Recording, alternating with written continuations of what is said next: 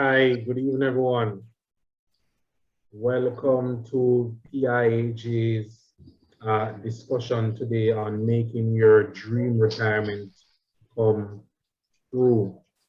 Today we have directors, a director and the president of the PIAJ is here to talk with us today. We have Director Desmond Johnson, and we have President Sanya Goff. So I'll just allow Sanya and Desmond to briefly introduce themselves. Thank you, Simon. As Simon said, I'm Sanya Goff. I'm president of the PIAJ and an attorney at law. I'm very passionate about retirement security. I really see that as my contribution to nation building, and it's important to me to make an impact in that area. And a big part of how I want to do that and how we at the PIAJ want to do that is to ensure that we sensitize people to the importance of retirement security and putting in place the measures now to ensure that they're ready and protected later. And so the concept of retirement being something that I think about when I'm near retirement, we need to just do away with that. So this is one of the many, platforms that we use to try and get information out, encourage discussion, dispel myths as well, and hope people walk away with a little bit more information and a little bit more enthusiastic about looking after themselves for the future. Thank you, Sanya. Desmond? Right, good night, everyone. So I'm Desmond Johnson. I'm a director of the PIAJ, and I'm also a pension professional. I work at a pension management company, and I've been in the financial sector for a long time, over 20 odd years. And my passion is pensions, and I love to talk about pensions and educate persons about pension and the importance of pensions, and that it is important to start early, save towards a pension plan, and to do other investments as well to augment your pensions when you go on retirement. So, we want to share that knowledge with everyone else, and this platform is one of those that we want to use to share and get Jamaicans educated about pensions. The fact is that about 8% of the private sector employees are involved in a pension plan, and that is a significant anomaly, I should say, are an issue for the government going forward. So we need to increase that amount of participation to above 70. That is my goal, that we can get to above 70% doing other creative stuff, so that Jamaicans can have a better life at retirement and not worry about have to work when they cannot work. Yeah, so that is my aim and purpose. So what I'm getting from you and Sanya is that you're both very passionate about pensions and pensions in Jamaica, and definitely there's a lot of work to do to improve the education around this space, as well as participation in pension plans. So I am Simon Johnson. I am just overall passionate about financial literacy. I have my own platform that I speak about financial literacy on, and I will be moderating this evening's discussion with Sanya and Desmond. However, throughout the evening, we'll be doing polls with those that are a part of the Zoom meeting. And so when we go through the polls, you can answer. It is anonymous, so you can just place your answer there, and then we can have a discussion around the overall results from that poll. We will be going through exactly what PIAJ is, the role of PIAJ, which Desmond and Sanya kind of already alluded to, how pensions are structured in what we call a tiered system, and why it's important to you. Why should you even care about pensions? What is that dream retirement, and how do you achieve that dream retirement? And we'll be taking some questions from the audience on Zoom, from our guys on Twitter, and from overall social media as well. So let's put up the first poll. The first poll should read, how would you describe your level of knowledge of retirement planning? Remember, all polls are conducted anonymously, so please don't be afraid to answer. You know, I won't put expert. I think I have a little knowledge on it, but I'm no expert. So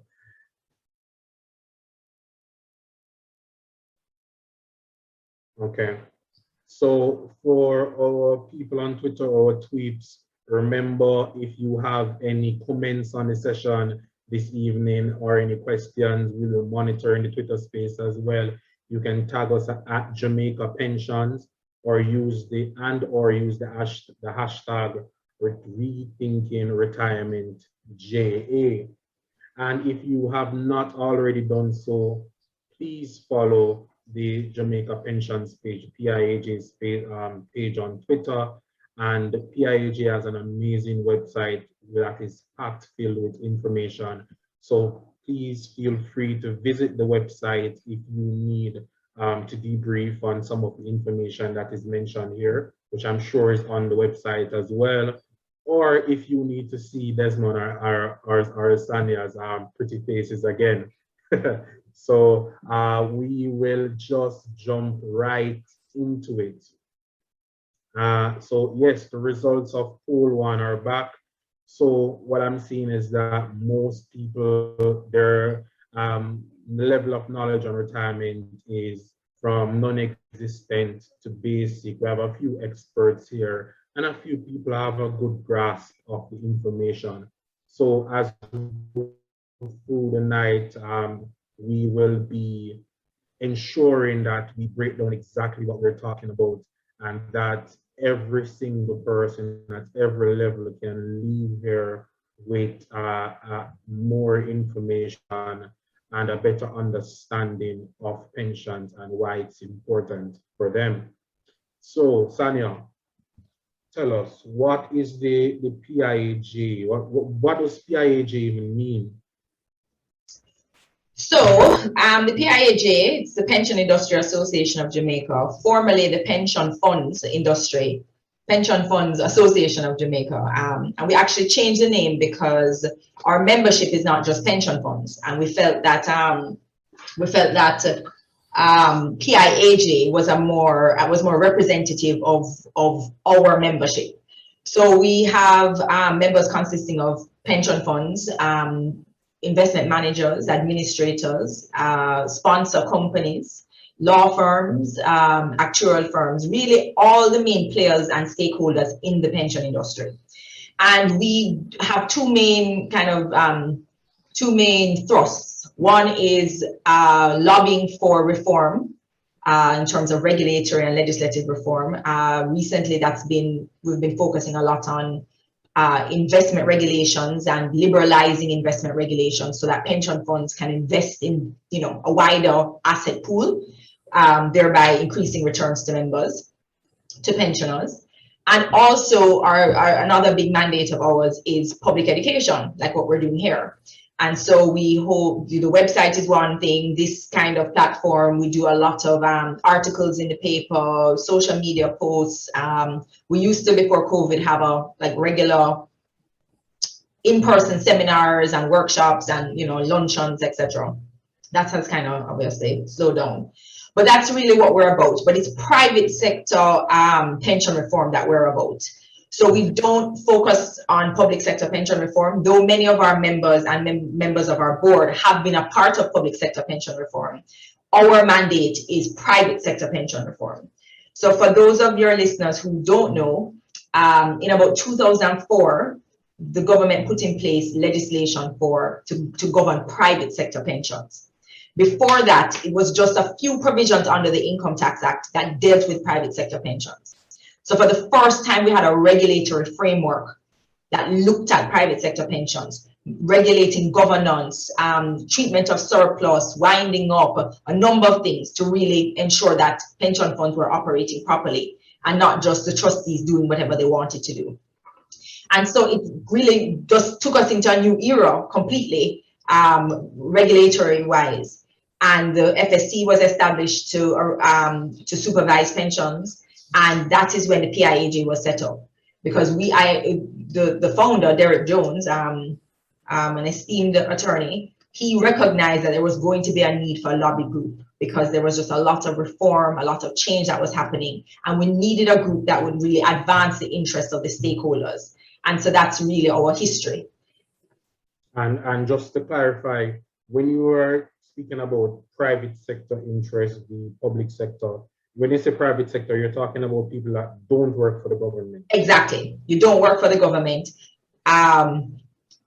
You don't work, you're not a part of the government's public sector pension arrangement or any pension arrangement under the public sector. The reason why I make a distinction is that you could work for the government, but you're not eligible for a pension for whatever reason. You don't participate in the government's pension plan. You're not out in the cold. You can participate in some of the private sector pension offerings like Scotia, NCB, Proven. So I don't want to just say where you work. It's, do you participate in the public sector pension plan, then your public sector pensions. We don't focus on that. Okay, understood. And so you mentioned the PIAJ's mandate to really advance the well-being of all of its stakeholders. And going back to what Desmond said before, the percentage of the private sector whose employees are a part of a pension plan is pretty low. And I suspect that the percentage of those that even have a pension plan but understand what pension is and how to use that is much lower. Desmond, could you just talk to us about the coverage of the industry? So if you could just expound on that 8 to 10% that you would have mentioned. Right. So based on the estimates that we have, good night, good evening, everyone. Good night.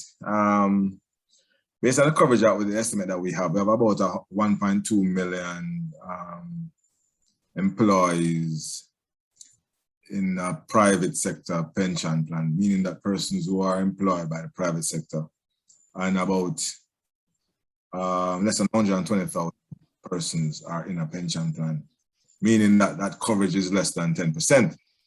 And it means that the other almost 1.1 million persons are not in a formal pension arrangement.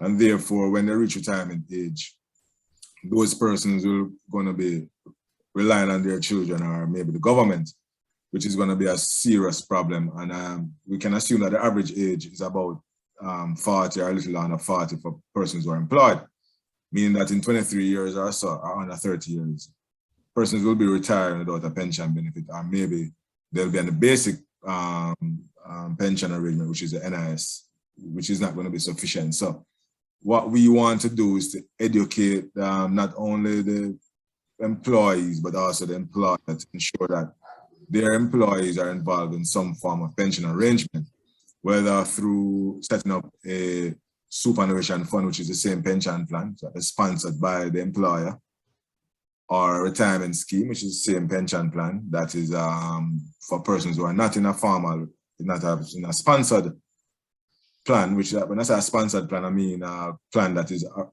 operated and set up by the employer.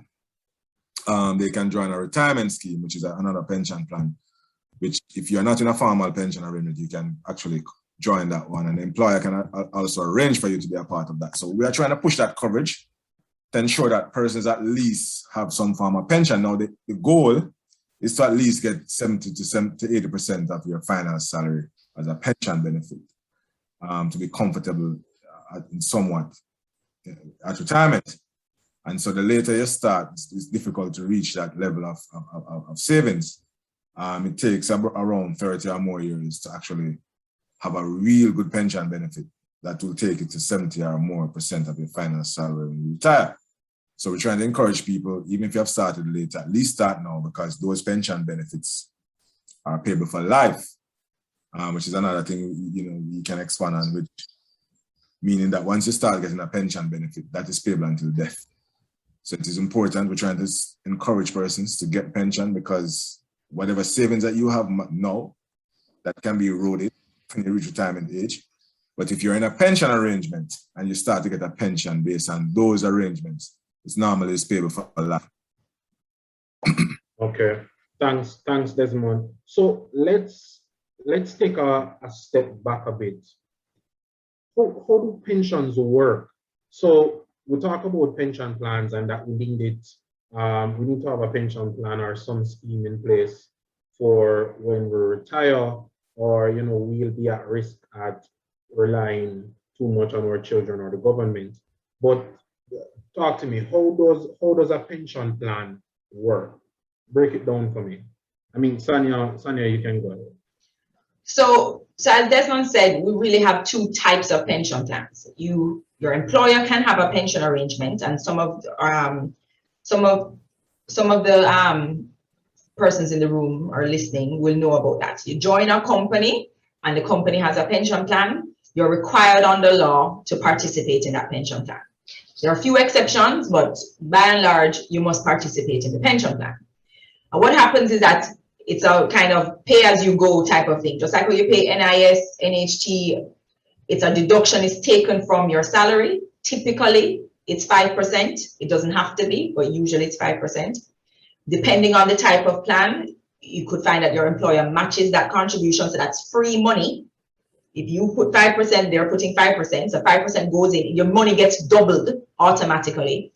And we also talk about a defined contribution plan where the employer just matches it. It goes into it gets paid over to an investment manager who invests the monies, and ultimately at retirement, what has been earned in that pension pot in your account is what purchases a pension for you at retirement. Mm-hmm. I don't want to get technical about if you leave before retirement, etc. But you don't, and vesting, and I don't want to get too technical, but that's in a nutshell how it works. You contribute, the employer contributes, and you get a pension at retirement. Okay. That's what you call your typical defined contribution plan, and many plans in Jamaica you find are moving towards being defined contribution plans, meaning your benefit is based on a defined contribution rate. Your contribution of 5%, using as an example, and your employer's contribution of 5%, and maxes out at 20%. Okay. You have another type of plan called a defined benefit plan, where your benefit is a little bit more certain, because the employer says you will get a benefit based on a particular formula. So jump high, jump low. If the fund performs badly, we as the employer, we promise you your pension will be based on this formula. So you contribute as the employee, and your employer's obligation to contribute is what is required to ensure that promised defined benefit is met. So there are two different types of plans. It's important if you're an employer pension plan, like a Grace Kennedy, Water Commission, whatever it is, that you understand the type of plan you have. Do you have a defined benefit plan where you're going to get this benefit, a percentage of your final salary times the number of years you've been working? Or do you have a defined contribution plan where it's basically the performance of the fund, so that if everything is invested in, cash plus and the money goes, what does that mean? That means your money goes too, right? So that's what you have in terms of defined contribution and defined benefit. But that's how it works. And your money is deducted before it is taxed. And that's one of the biggest benefits. Your money is deducted before it's taxed. Sorry, your money is deducted before it's taxed. So it goes in before tax. And accretions, interest, returns, the benefits, as your fund grows, those returns are not taxed either. It's taxed when we say what we call, I know you said steer from technical terms, but what we call the decumulation phase. But at the time you reach retirement, when you're pulling down the pension, that is when it is taxed. So it's tax deferred or tax advantaged is what we like to say. Okay, so I see that two hands are raised. So let me just make a point before we go to Imano or Roma. So effectively what you and Desmond would have just mentioned in a nutshell is that while I'm working, whether I am self-employed or whether I am employed to a company, and we're talking about private sector here, over my life, I contribute every month or so to a plan. And when I retire, there is a bulk of monies that is there, and at retirement, so I have to replace my salary or my weekly money with that pension income. So over my what you call a decumulation phase, over the retirement period, you basically pull down on that money. And the aim, in my opinion, and this is for me, I don't know if it's for anybody else, when I retire, I don't want to, okay, I'm retiring tomorrow and I am buying corned beef today. So, and when I retire tomorrow, I have to buy tin mackerel. You know, I want to ensure that I can, you know, corned beef about $500 or $600. I want to ensure. I prefer mackerel over corned beef. So. Really? I prefer mackerel as well, but one is a lot more expensive, so it's seen as okay, fine. So I want to ensure that my lifestyle doesn't change much moving from my work phase to my retirement phase. Now, someone is asking, and then I'll go to Imano, what determines that you have retired, Sanya? Is that, or Desmond, is that I declare one day that, hey, I'm retired, I'm leaving my work? How does that work?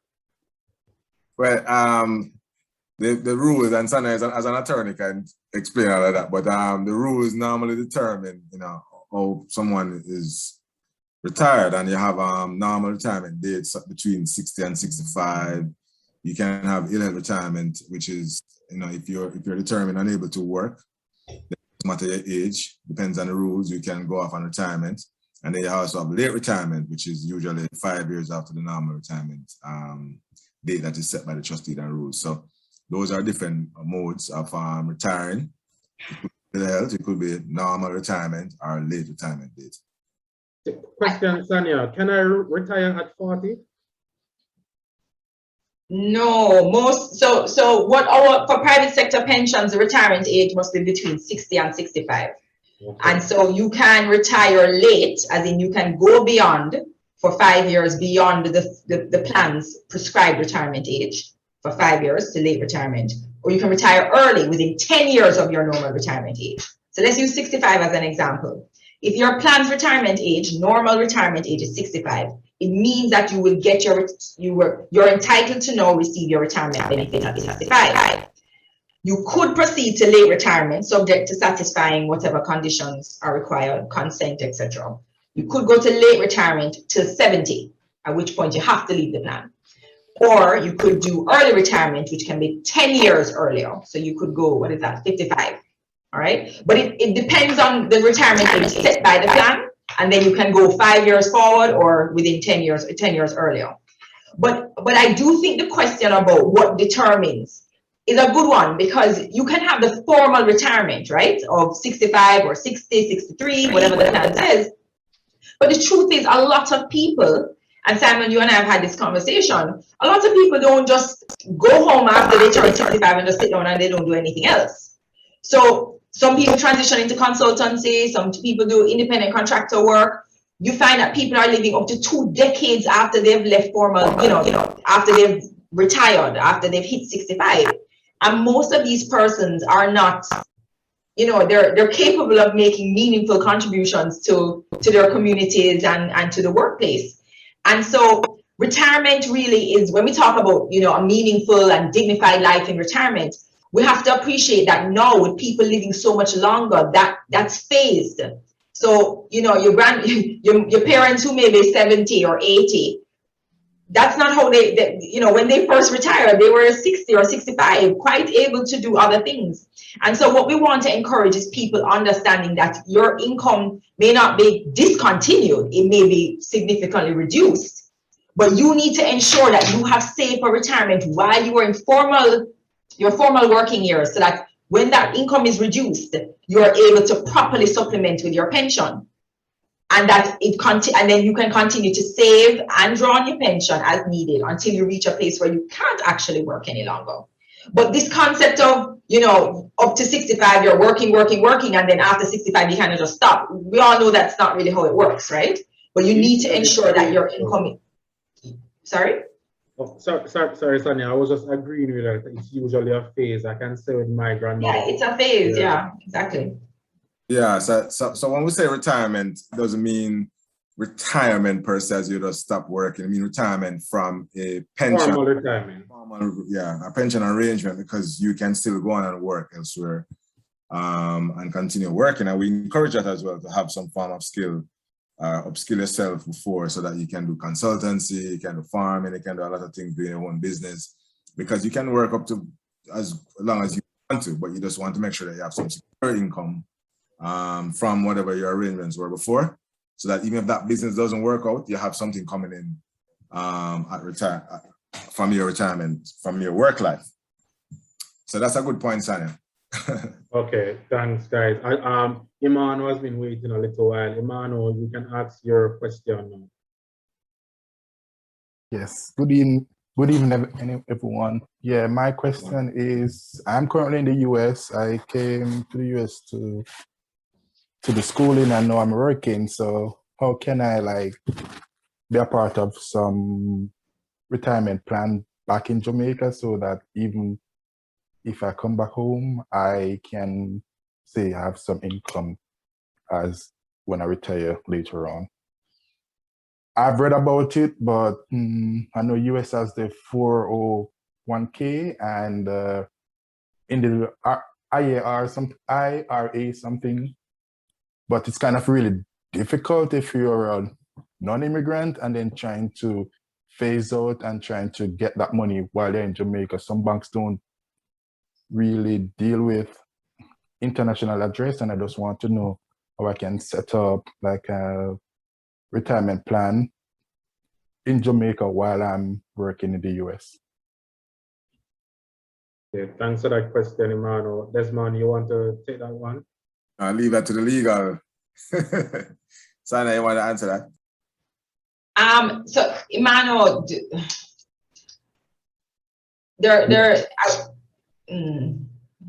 I kind of want to, there are some additional questions I have to, or additional information that I'd have to have in order to properly advise.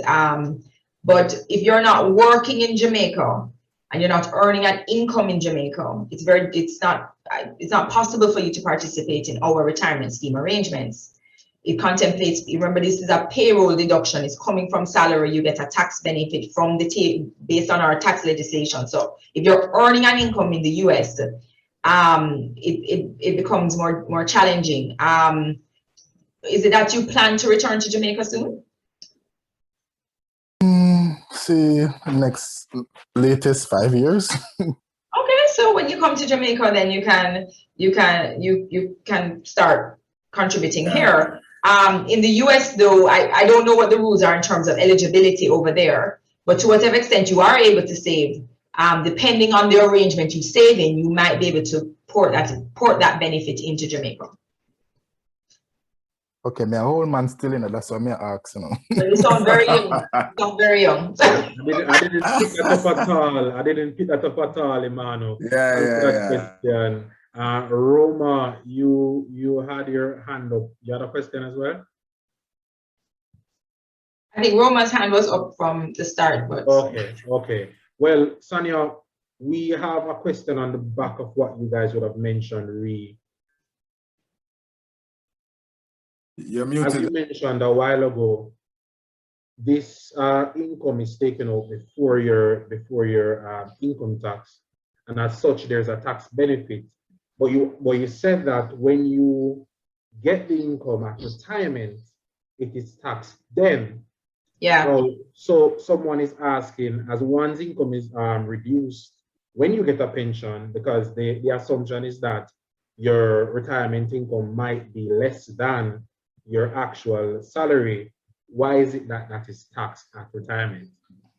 So remember, the government is going to get its tax, right? So you would have been contributing tax-free. So before your salary hits the bank, your salary is taxed, correct? So you earn $100, you're going to take out income tax, that's pay-as-you-go tax, NHT, ed tax, all of that gets, and then you get your salary net of tax. What the government says is, before we tax anything, before we take anything out of that $100, we will allow you to contribute 5% of that salary tax-free. So So you get that benefit. You actually get to put more in your retirement savings because it's not taxed. All the returns, all the interest earned on all the investments throughout your entire working life, assume you're saving from the very start, entire time, tax-free. The government says, but we have to get our pound of flesh, so we are going to tax it when we're, as I said, when you hit retirement and you're actually taking the pension. Now, I see a question about Roth IRAs, which is tax-free on retirement. Roth IRAs, as I understand it, you're taxed upfront, and then there's no tax at the end. So it's kind of like the flip of what we have. So the tax is there. The tax is not going away. You very, very rare situations where it's not taxed if you're below a particular threshold. But the fact of the matter is that your income is with your pension will be taxed, but you get what you call a tax advantaged saving scenario, which is why it's better to save through a retirement scheme to the maximum allowed under law, because you get this tax advantaged start. You get the, because if you were to take that $100 after tax and then try and take out some money to go and save, that money, I mean, it's just less. So that is the benefit. But at the end of the day, the government is going to get its tax. Sanya, that's actually what I was going to mention, that, I mean, without working out the maths, right? If you pay your taxes upfront each time you're paying over that income into your pension scheme or fund, then you actually get taxed more over time than when you're paying that tax on collection in the future. Correct. Even though it's on a bigger amount. Correct. And then there are other little things as well, right? So when you hit retirement, you can get a 25% lump sum tax-free. Depending on the circumstances under which you leave the pension plan, this is on termination before retirement, you could get some of that money, a tax benefit, depending on the circumstances. Once again, don't want to get too granular, but at the end of the day, it is definitely a better vehicle through which you can save. So if you are, and you know, Simon, we can talk about, you know, the reasons why people don't want to save and what are the different, you know, distractions as you go through your working life. But saving as a concept is not something that people object to. People see the benefits of saving. So it's just about ensuring that you recognize the right time, which we think is now, to save as much as you can. And even if it's a little, it's still better than nothing. And grow that amount, get into the habit of making a contribution to your pension. So remember, if you're with your employer, it happens for you. You don't even have to think about it.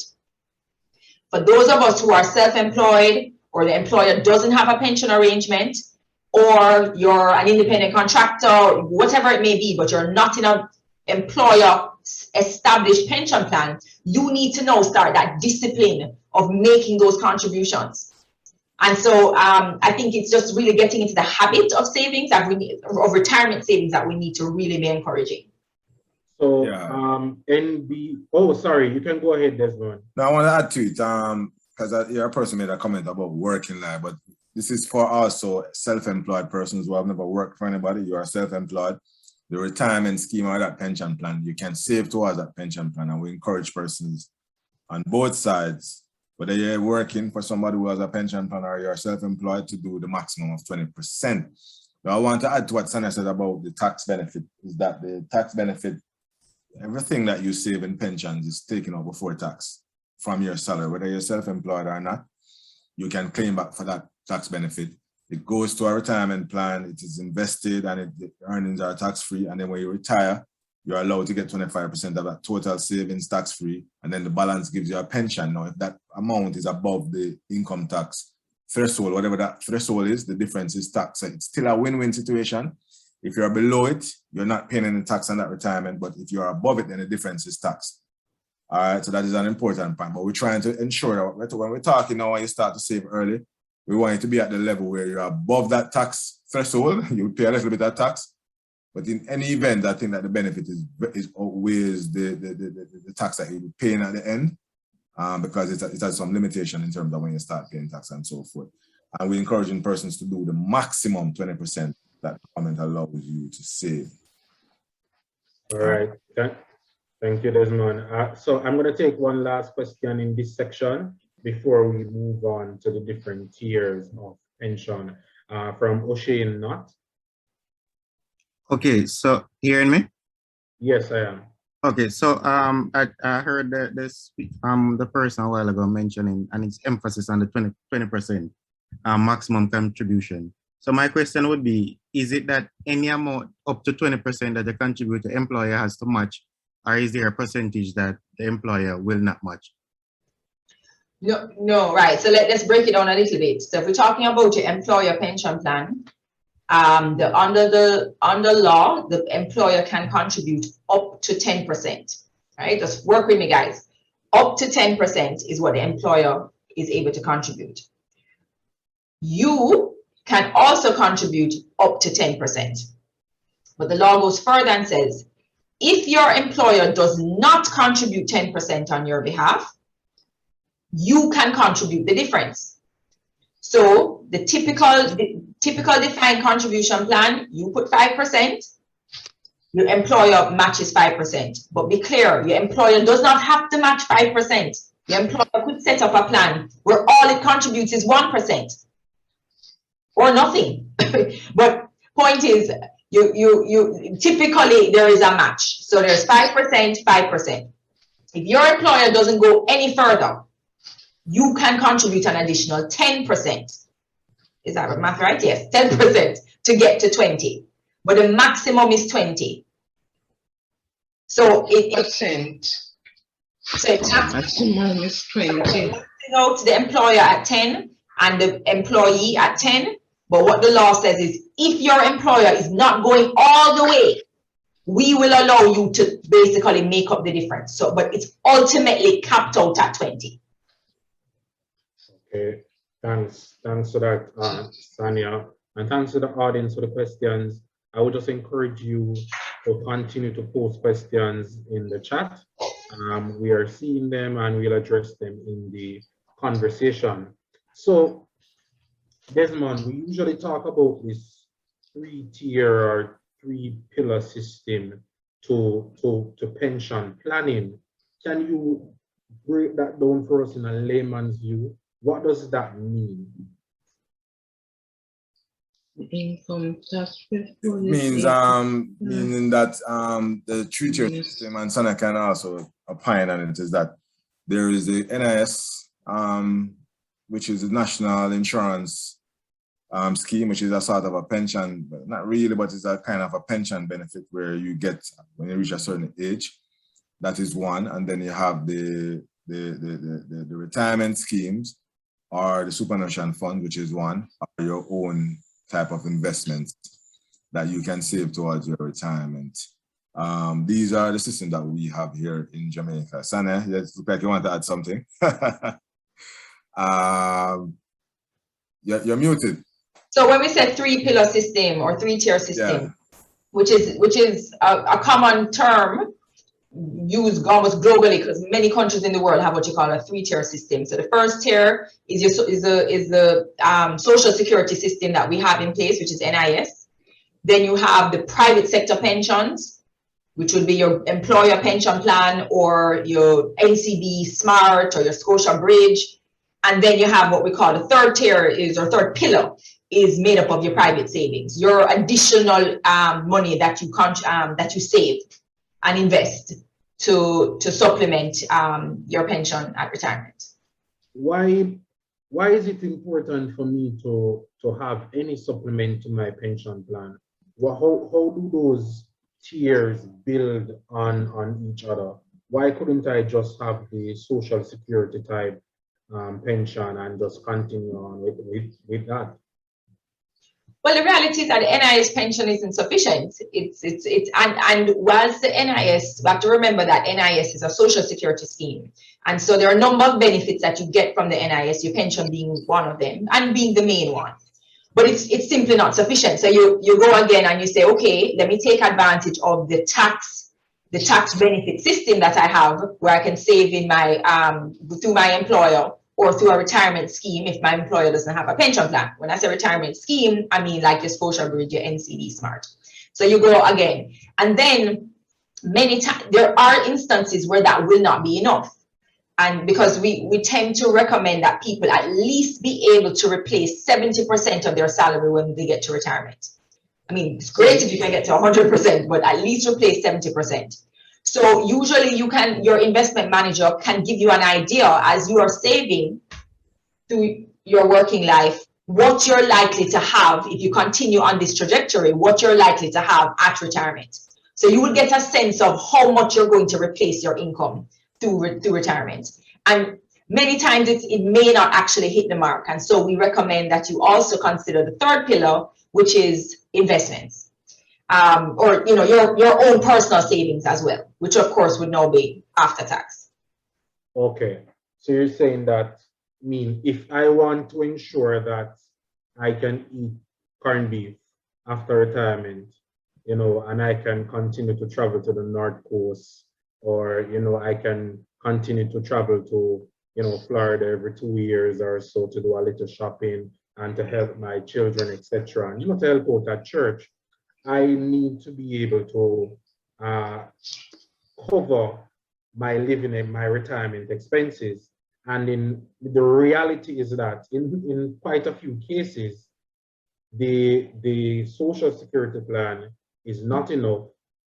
The secondary pension plan that you get may very well not be enough, which is why savings and investments is not a replacement for pension planning, but something that helps to support pension planning. Because I've heard the myth that why do I need to save for a pension when I can just save and invest my own money? Desmond, why do I And I think that's the question Ensworth is asking. So you can just check that question out, Simon, and I would love to address that, because the thought that investing on my own will actually get me more at retirement dismisses the benefit of the tax-free aspect of it. But anyway, let me read it. So Ensworth said, based on the tax structure, I think if an individual can manage an investment, it would be wiser to invest in the stock market directly,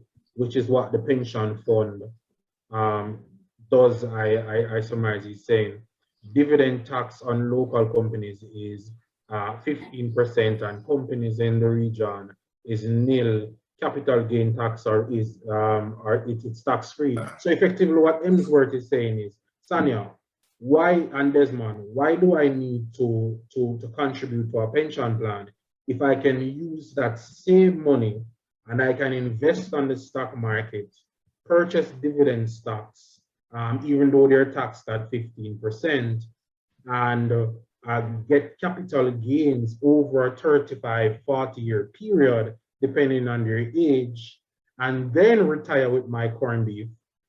Why do I need to give you guys that money to manage or administer? Yeah, I can add to something that, and Sana maybe can add something. But my experience, of course, you have experts you have expert investment managers and people who are expert in investment. And if the gentleman is an expert, then fine. You can try and do it on your own. But what my experience is that when persons have tried that, what happens is that when you actually reach retirement within 5 years or so, your fund will be eroded and you don't have any money. And I've had experience with persons coming back and say, boy, I tried it and it never worked and I lost all of my money. The other thing is that what pension does, and if you're an expert investor, you will actually know that because of those tax benefits that you get and the diversification of that investment portfolio in a pension fund, there's no way you can outdo that return in any one investment if you're in a pension fund. So if I'm a smart investor and I'm expert, as the question an expert person asked me, that as an expert, I will put my money in a tax-free vehicle, earn interest tax-free. All the investments that are in that portfolio is tax-free, and I'm earning tax-free, and that money will be lump sum. And then that money at lump sum, I'm going to get 25% of that money tax-free, and I can use that tax-free amount of money and do some investments if I want, or clear some debt at my retirement if I want. And then that money will be locked into some vehicle that is also a tax-free vehicle that we use to buy an annuity to give me a pension for life. I can't touch it. The court system can't touch it. if I have credit problems or debtors, that money is locked in somewhere, and I can get my pension. Similar to what happened to OJ. I don't want to get into that, but your money is locked in, and I can get my money on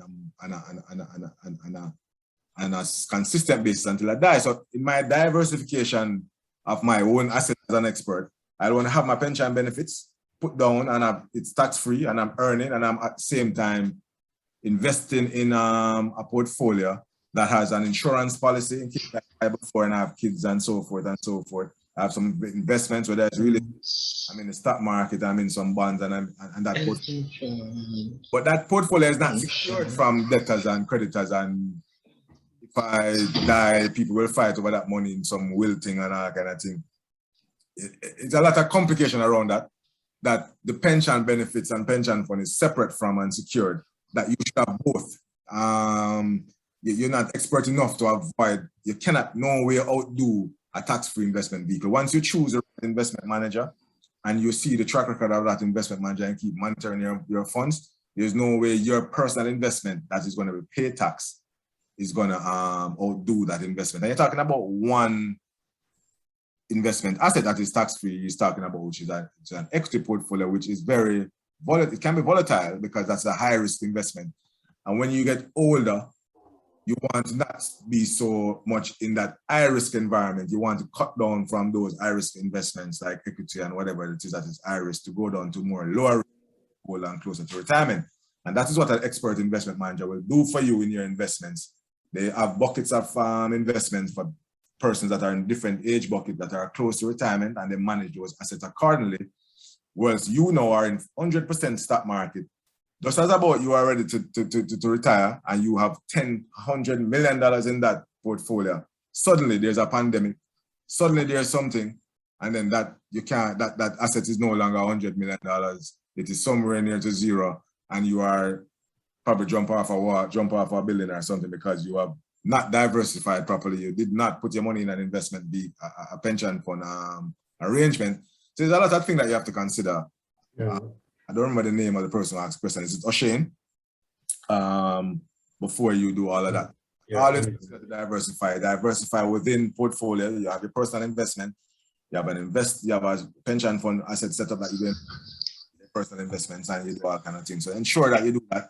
Do not think that you're expert enough to manage. You have seen the very rich at times will lose investment because they're focused in one side of the investment and lose all that investments. So be careful in that process, O'Shane. Yeah. Thanks for that, Desmond. And I just wanted to add per year as an investment person myself. So you said it perfectly, read buckets. When you're looking at your financial goals, you look at your investments in different buckets, different risk buckets, and different what you hope to achieve with your financial goals. So it's not a matter, and Jermaine actually said it a bit, Jermaine from Learn, Grow, and Invest actually said it a bit further down. He said it's not either or, it should be both. We overestimate our ability to manage our own investments. And remember, when we're talking about pensions, we have to contextualize pensions. When we're talking about investing for pensions, it's not for 5 years, it's not for 10 years.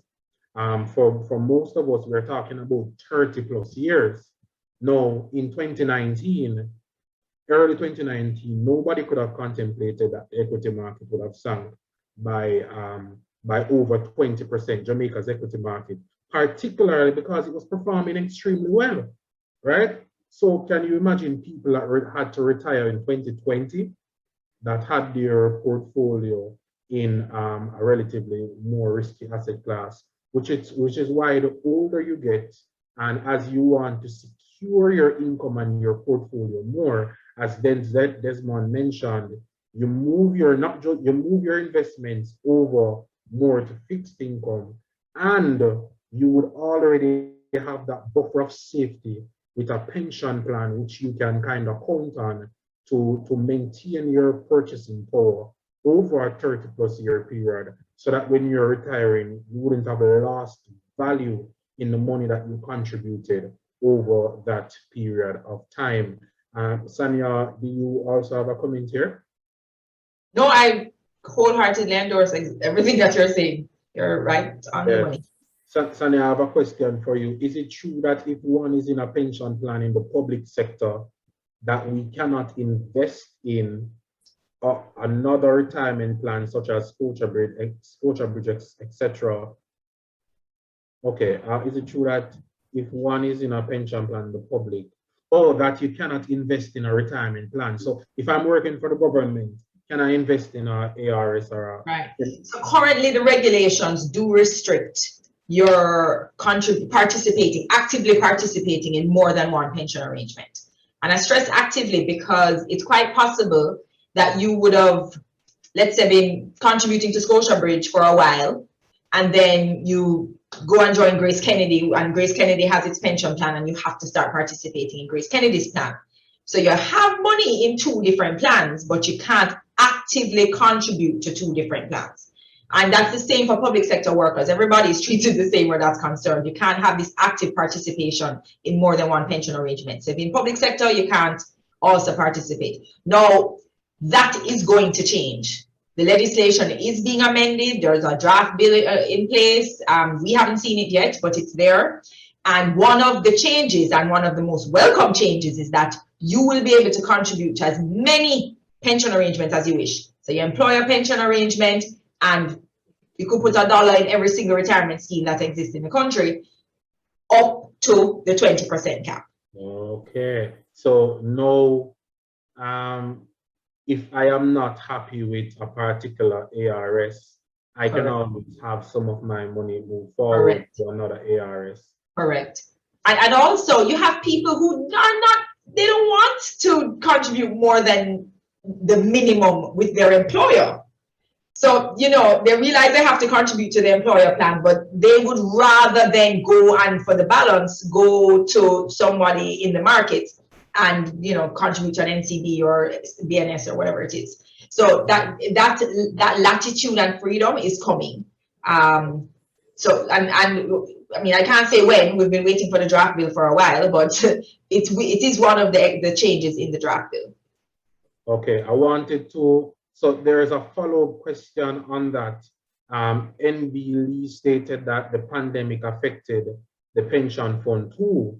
NB Lee got a negative return last year. Remember what Desmond and I said was not that these events will never affect pension funds. It's that the pension funds, because of, and then Desmond used the word diversification, are better able to absorb these types of losses, and it's usually absorbed over hundreds of billions of dollars across thousands of contributors. And retail investors or smaller investors tend to have what we call more concentrated portfolios, meaning they have portfolios with less stocks in them. So if last year you were holding Dolphin Cove and Trans Jamaica, you would have been affected a lot more than the pension fund would have been affected as well. And I think the point that Sanya just made with the legislation that is coming forward, really being able to put your funds in different types of ARSs may help us to seek out portfolio managers or ARSs that are managed better. And as such, there will likely be a flight to quality, and then portfolio managers perform better. Desmond, you can excellent, yeah, well said, yeah. So there were some funds that would have been impacted, and it depends on who your investment managers are and so forth. Some people would have been more impacted than some, and depends on the profile of those specific setup, and how they diversified would have been impacted. So certainly there were some impact, and funds have recovered. Some of those funds would have been recovered. But the point I was making, as my namesake was saying, is that the volatility would be more on an individual investor versus the pension funds would have been very diversified and would have been able to absorb the shock and have not recovered in most instances from what has happened in the pandemic. Yeah, and I mean, oh, sorry, Desmond, were you finished? I heard you. Yeah, man, I'm finished. Yeah, man. Okay. Hopefully it stays that way. So I mean, and Another important point here is that while you are seeing the effects on your pension fund, or you should be receiving reports, not all retail investors or smaller investors will actually tell you what their performance is. So your performance would actually may have been to benefit in the crisis. You could have probably chosen your investments correctly and made a return. But I am reasonably certain that there are quite a few investors that were hit quite hard on that. There's a question. I think this one is for Sanya. The income tax threshold is 80,000 unless you apply to PIAJ. Surely it could be on the same footing as the 1.5 million before tax for PAYE. Sanya, I think this is related to what you had mentioned about taxes. Would think that would your body lobby for something like this, an increase in the income tax threshold, so that it doesn't affect, I guess, the post-retirement income? So Desmond would have mentioned something like that.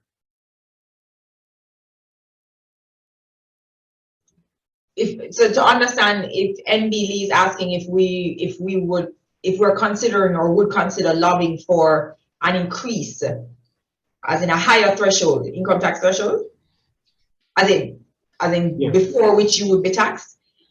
We have never really, it's not on our radar of things to lobby for.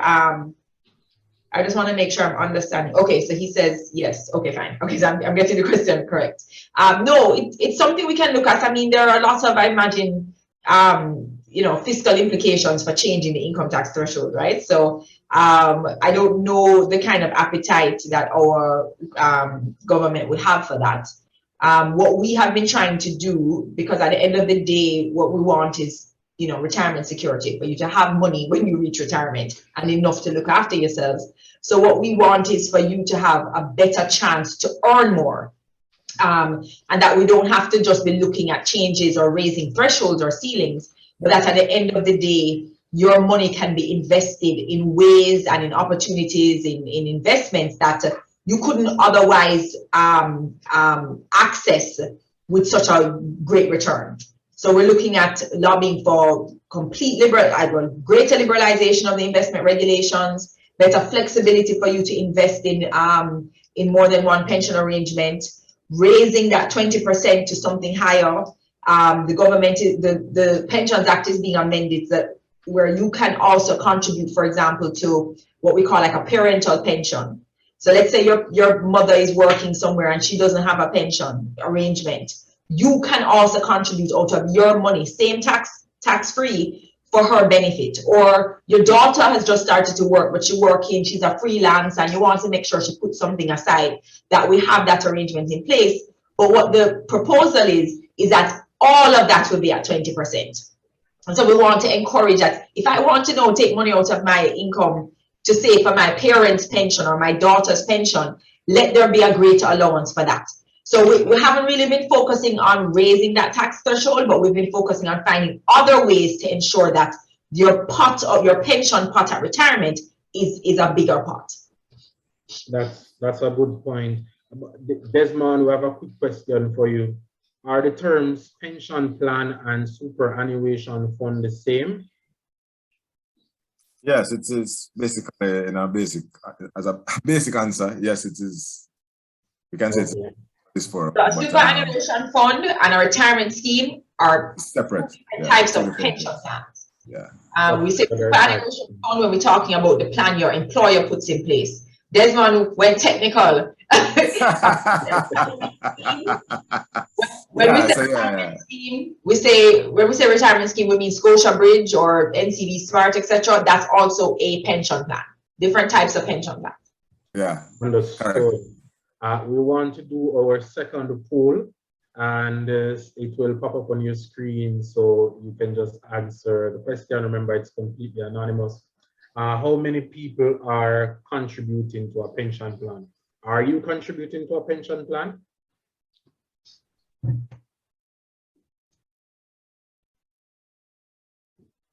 We'll just give that a few seconds to come up. The next part of the conversation that we're going to take this to is some of the dangers in starting too late in your retirement planning, and actually talking about retiring or planning for retirement if you don't earn much income, if you earn minimum wage. So we'll just touch on those topics briefly, and we have a few questions that we received beforehand. Is the poll complete? Oh, so 67% of people said yes, they are contributing, 33% said no. And Desmond, if you remind me, the average is usually for private sector around 10. Yeah, a little under 10%.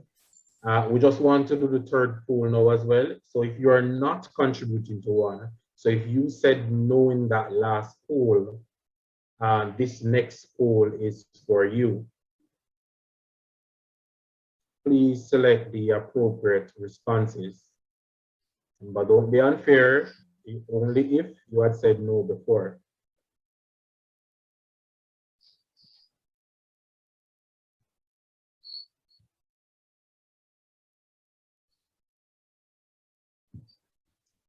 So while we wait on that poll, I think that we had a question from Michelle Han. How we now plan for living expenses? Okay, Desmond, how do we plan for living expenses for another 25 to 30 years after retirement in light of our longevity? Now, let me just say before I finish the question, longevity just means living longer than you're expected to. And increase life expectancy. Okay. Will retirement plan cover for so long? Well, and that's the intention, you know. We don't know how long we will live. And therefore, in order to get a very good pension, as I said before, you need to start saving early, and you need to save at the maximum. And as well, you should do other investments, and you own if you can afford it, to do private investment. The thing is that with pension arrangement is that you, particularly for a defined contribution plan, which is Sana explained earlier on, where your contributions and your employer contributions plus interest earned over time is what gives you a pension. That money is then used to purchase an annuity. So that annuity, no matter how long you live, if you live 25 to 30 years or 35 years into retirement, that annuity that is purchased from an insurance company will give you. What do you mean by annuity? Okay, annuity is a stream. Yeah, bring us back a little. Yeah. An annuity is a stream of income that is purchased, like a retirement income. An income stream, like you win the lotto and them give you money every month. So it's like a steady income stream that is purchased from an insurance company, and it's payable for life. So if you live for even 40 years or 50 years into retirement, it is paid to you until you die. Of course, you can ask a different type of income stream, which is an annuity, which is you can purchase one that gives you an annual increase. You can purchase one that gives you that is linked to the US dollar. That means every time the US depreciate, the Jamaican dollar depreciate against the US, the income stream is adjusted. You can also purchase one with a spousal income, so if you die before your spouse will get a pension. So that income is paid for life. Now, we do not know what inflation will be like 30 years or whatever years from now. And that is why we're saying it is best that you have something than none at all. So you save, have that pension income coming in for life. And as I said before, not everybody retires at 65. People will work up to age 80 or 75. Speaking of my grandmother and my grandfather, who actually had a farm and they still work until whatever until their last days because they wanted to. But it gives you an income for life, and then you don't have to worry about that. If you cannot move around, that money will come to you to help you with expenses that you will have. So it is good. It will be paid for your living days. Just to answer that question, the amount will be dependent on how long you would have been saving, and the amount that you'd have been saving. Okay, thanks. Thanks for that, Desmond. Sanya, I mean, just briefly, what are so I've heard people say before, boy, I don't need a pension plan. No, I can start that later. I mean, I'm 26 now. I mean, I can start that when I'm 32. Just briefly explain to us some of the reasons or the challenges in delaying your pension planning to a later stage. So essentially, if you put it off, you obviously reduce what you're likely to have when you reach retirement. And as Desmond said, and in fact, you said, you know, nobody in 2019 would have thought we would have hit this pandemic. For people who probably were thinking about starting to save in 2020, that wasn't happening. People who probably thought in 2020, I could probably pull it off in 2021, that's probably not happening because nobody thought that we would be dealing with these spikes and surges and deltas. And so the point I'm making is that you don't know what life is going to throw at you. And so you need to start a habit of retirement savings as early as possible. Also, don't discount what a little can do, because for me, it's about starting that kind of savings habit. As well, you may have disruptions in your working life where you move from one employer to another, get the ability to take a cash refund of your pension, and you seize that opportunity because times are hard and you need something to do, or I'm going to put a taxi on the road and see what that does for me. And at the end of the day, you have all these kind of leakages through your working life because you just don't have this kind of habit and mindset for saving for retirement. And so those are just the occurrences of life, just what life can throw at you. I mean, pandemics aside, it can be very, very challenging.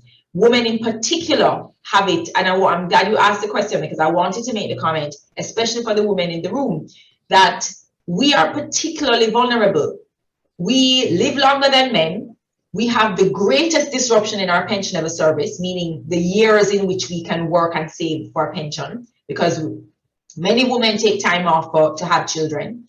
Women generally are the ones that are the caregivers for the elderly members of our family. You stay home to look after your parents, etc. And yet, and also women tend to be less aggressive when it comes to saving. So we tend to be risk averse. We tend to kind of pull back. We're always looking after sometimes the needs of others, and we earn less than men, just across sectors.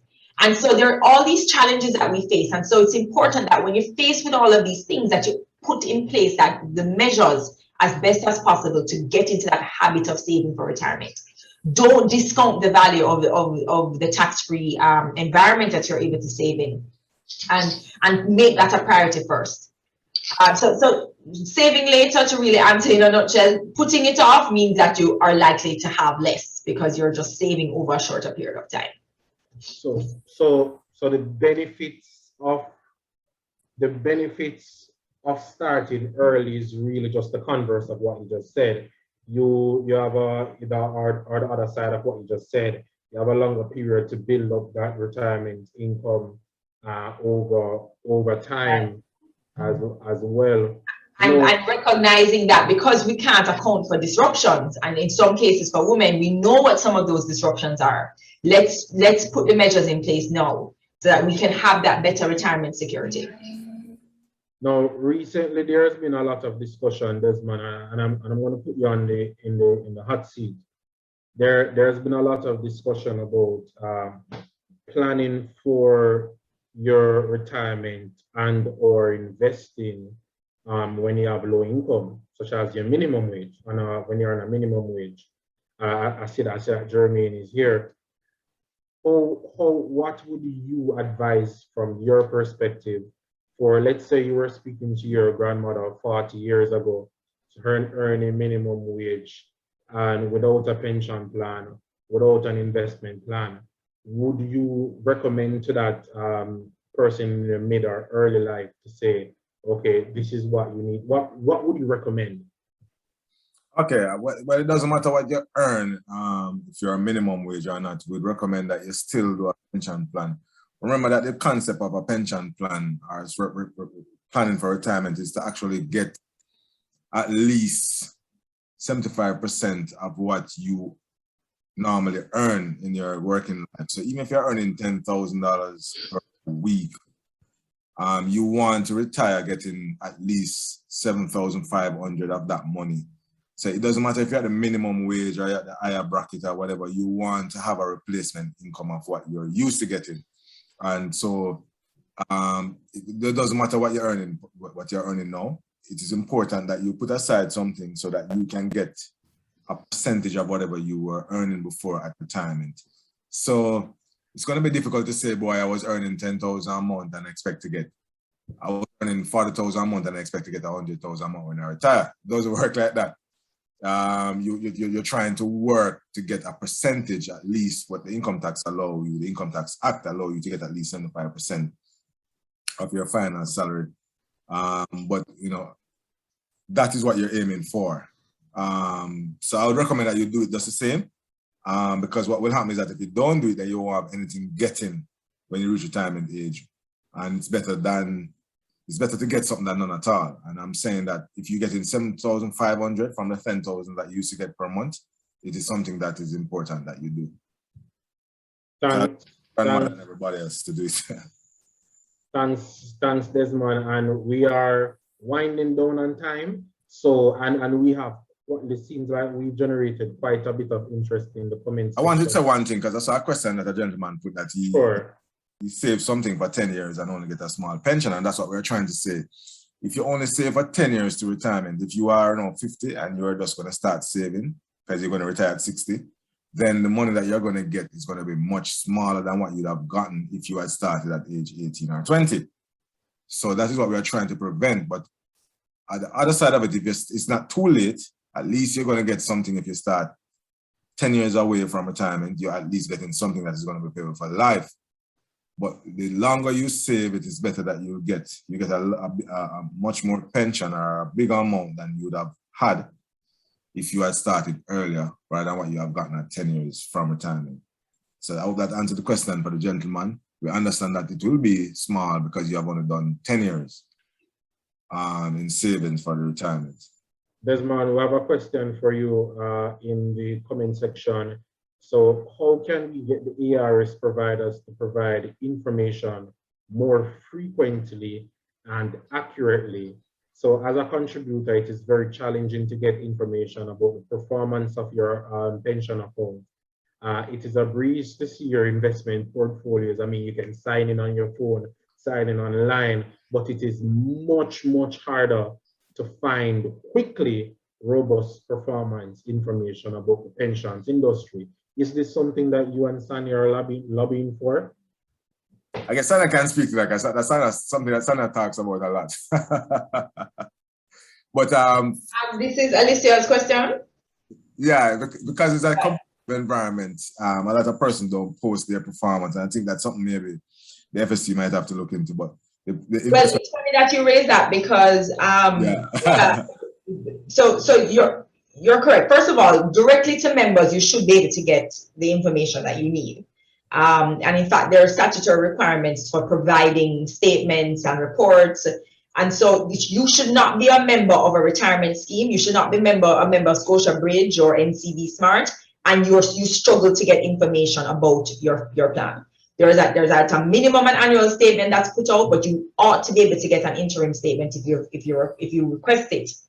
That being said, there is a lot of space for us to discuss whether there is sufficient sunlight on what each of the retirement scheme providers are doing.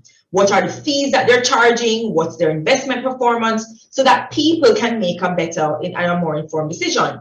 Especially if we're moving to a phase where legislatively we can contribute to more than one.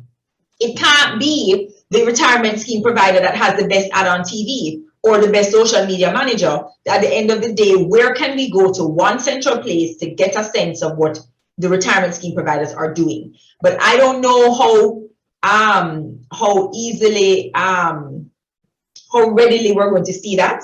I do know that, you know, there's likely to be some pushback, but I can tell you, regulators throughout the world are requiring greater sunlight on investment manager performance. and also particularly disclosing fees that are charged.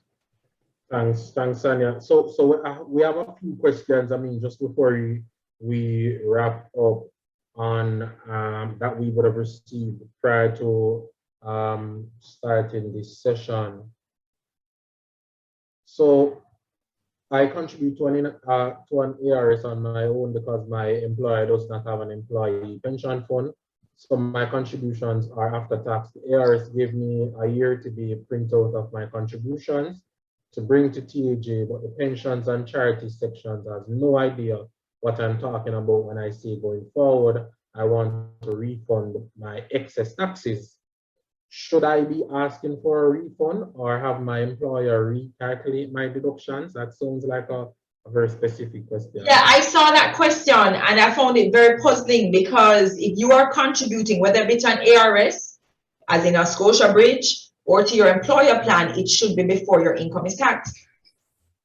So I'm not quite understanding what's happening there. Yeah, so let me just so if your employer is taking out your deducting from your salary to send to an ARS provider, then the employer should, when they deduct that money, should deduct it before tax.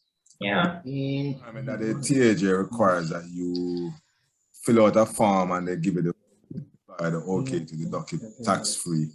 So that may be the step that is missing. So when you sign up for the pension plan with the retirement scheme, the provider, the tax exemption form, you complete it and they will submit that form on your behalf so that it goes to the employer for the employer to get this thing from the tax department to say you can deduct for that person tax free. We're trying to get that out where if you're in an approved retirement scheme, why do you need to get something from the tax department to tell the employer to deduct it tax free? It should be automatic. So that's a discussion that I have been having with them. But it should be deducted tax free if you are contributing to an approved retirement scheme. And if you are doing it as a self-employed person, at the end of the year, you can claim for a tax refund because you're probably paying that from net pay. So you can claim for refund directly from the tax authority as a self-employed person. All right, thanks, Desmond. The next question relates to the social pension. So Christine said that her mom is 76 and she's not a recipient of a private pension. Do you think that she is eligible for the current social pension by the government? Sandy, you want to take that or you want me to take that? Go ahead. I mean, I think we need a little bit more information, but go ahead. Yeah, that's what I was going to ask. I mean, I don't understand the question. So repeat that one.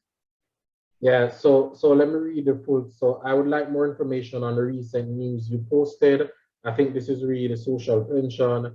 My mom is 76 and is not a recipient of a private pension or any other government program.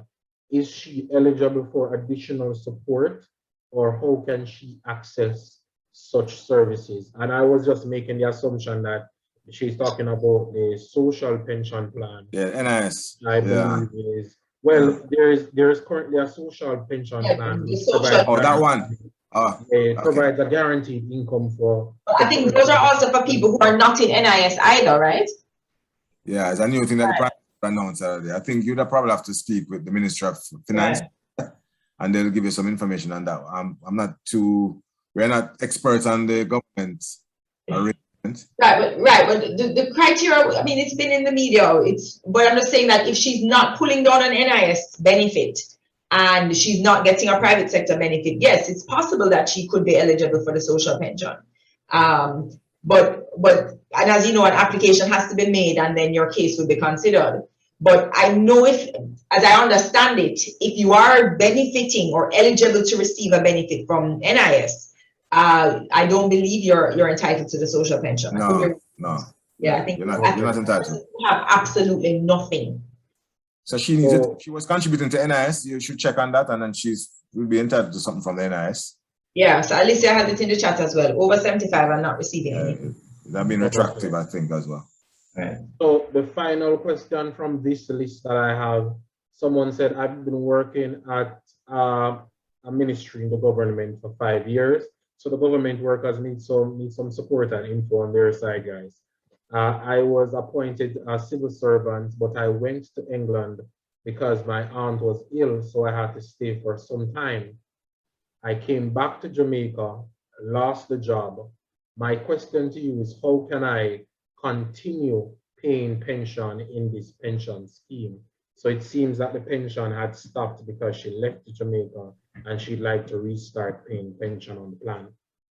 Yeah, I don't know what kind of pension. Is it with the executive agency or is it with civil service pension plan that she was with? I think for civil servants, the deferred pension age, the vested period is 10 years. But if you stop, I don't think you can continue unless you rejoin the civil servants pension plan. And if it's an executive agency, the vested period is 5 years, should have been vested, and entitled to that benefit that can be transferred to another retirement scheme or a pension plan if she goes and work for somebody else. Or if she goes back to the executive agencies, then she can continue contributing to that fund. So I have to ask more questions on that. It's kind of... Guys, and I mean, we are at 9:30 and I'll just ask Sanya and Desmond for a few more minutes so that we can complete the questions. I know that you guys are busy and you've been probably working the entire day in meetings the entire day. So Ensworth has mentioned that Sagicor has an app that provides all you need to know about their pension schemes. But just to lighten the discussion a bit, Sanya, if you could tell us one thing from your dream retirement, what would that be? So when I think about retirement, I don't see myself ever not working, or doing something. But I would want to learn how to surf if I haven't learned already, and do a lot more traveling. I love to travel, so I'm envisioning a time when I can travel leisurely without emails blowing off my phone and disrupting me. And yeah, I want to be a surfer. Okay, that's good to know. It's very good to know. Desmond, I'm coming to you. Well, that's funny, Sana. So for me, I would want to have my, have a decent retirement income coming in. I still want to work. I have my something going on and earning income because I wouldn't want to sit down and not be able to not doing anything. So the key is to, once you want to stay young, stay alive and stay active, you still have to be involved in something. I really want to be a preacher, so I'll be more in the ministry, trying to preach, and I want to do some parachuting, some skydiving stuff as well. So, and travel. I like to travel. I hate flying in planes, but that's funny. I want to skydive and I want to travel, but that's my thing. Yeah. Okay, and just to mention, you guys can do some of that now. So Sana, you can go over to 8 Mile. Yes. And Desmond can go over to the west. I think they have a company that does that now. But it's really good to get that from you, just to link us back to making retirement dreams come true. And what we've been discussing is really the operations behind pension. I think that we did not touch on, Desmond, was insurance. Is insurance important in your pension planning? Yes, man, it's very important you have a pension, because the thing is that what insurance does, in case you have not reached that age of retirement and you have young kids, they have low different obligation, that insurance benefit, if you pass on, will allow your family to finish their education, finish paying for their house, mortgage and so forth, and help the young ones finish school. It depends on the age. So insurance is important in the retirement planning. And also you need to have a will, to make a will. Sana can speak to that, but you need to have that. You need to have insurance, you need to have investments, and you need to make a will as well. Because anything can happen before retirement. So you have to be prepared that whoever you have, it depends on the age of your kids, that you have things set up for them as well. So it's important that you have insurance, and one school of thought is that you should have insurance that is 10 times your annual salary. That is one of the, but you can't insure at least at 5 or more times your annual salary as a coverage for insurance. Thanks, Desmond. Sonia?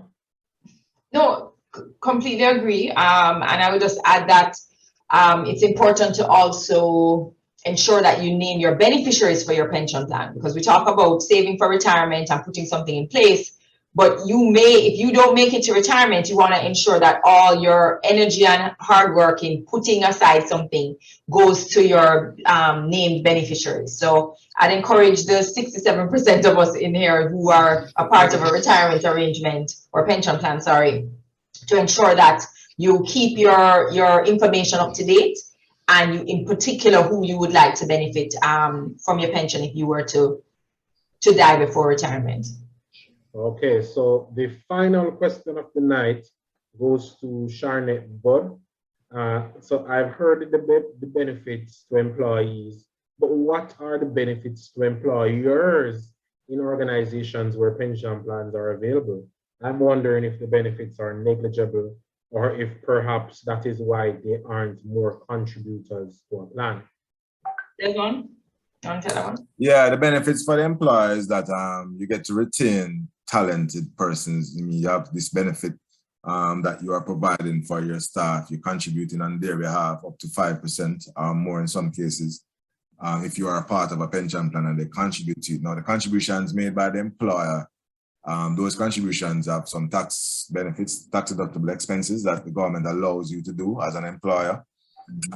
So those are some of the benefits, but the benefit is really, you know, retaining talent and ensuring that you care about your employees and you care about their well-being and caring about them after they leave the workplace. So it's kind of a motivation and an incentive that the employer will do for their employees and show that they care. And of course, there are tax benefits for the employer as well. Thanks, Dennis. So, I mean, I Desmond. just want to, sorry, Desmond. sorry about that. Yeah. So thanks, Desmond. Thanks, Sonia. I just want to use this opportunity to thank those that have been with us for this entire time. I know it's very late. We have dinner to eat. Clearly, you can see that I haven't eaten mine as yet. We have kids to take care of. Same here. So I'm really grateful that the audience and our panel has really stuck with us for this entire time.